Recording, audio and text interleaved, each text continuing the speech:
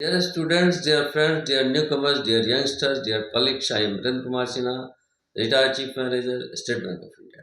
I would like to discuss with you about the credit card, which is very unlike to debit card. In case of credit card,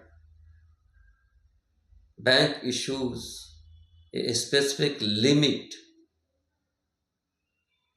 to a customer, and you are required to online purchase up to the specified, up to the approved amount limit, and you are required to deposit the amount within the period of 45 to 60 days.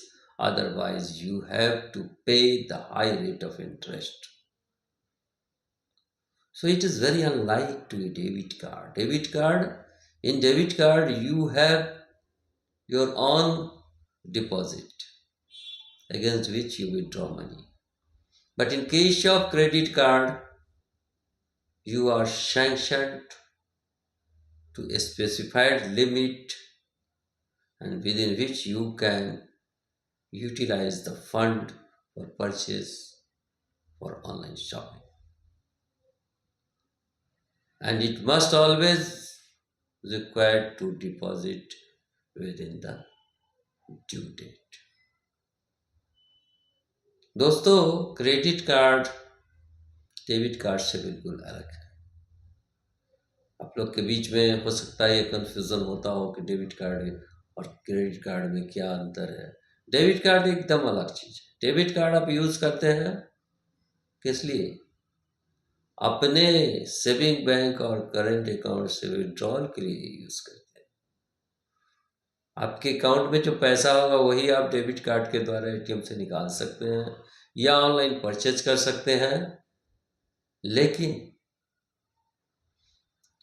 Credit card के case में bank के द्वारा आपको credit card issue किया जाता है और specified limit तक आपको अप्रूव किया जाता है पैसा ऑनलाइन परचेज करने के लिए। इसके द्वारा आप केवल ऑनलाइन परचेज ही कर सकते हैं, अमाउंट विड्रॉ नहीं करना है। तो सबसे बड़ी बात यह है कि ऑनलाइन परचेज करेंगे आप। दूसरी बात है कि इसके पैसा जो है आपका जमा नहीं है, बल्कि ये आपको सुविधा बैंक से दी जाती है।